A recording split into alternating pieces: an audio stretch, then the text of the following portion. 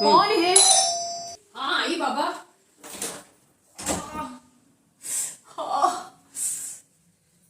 एक तो ऑफिस के लिए देरी हो रही है, ऊपर से पूरा घर बिखरा पड़ा है।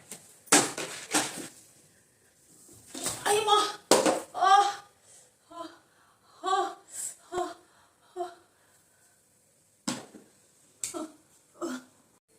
एक तो ऑफिस के लिए लेट हो रही हूँ, ऊपर से ससुर जी को अब भी चाय पीनी।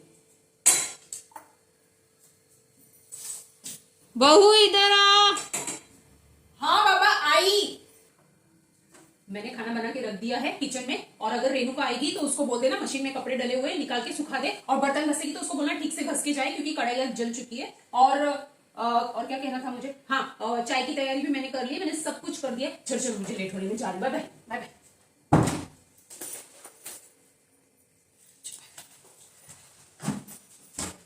मैं कुछ भूली तो नहीं ना? क्या भूली मैं? हाँ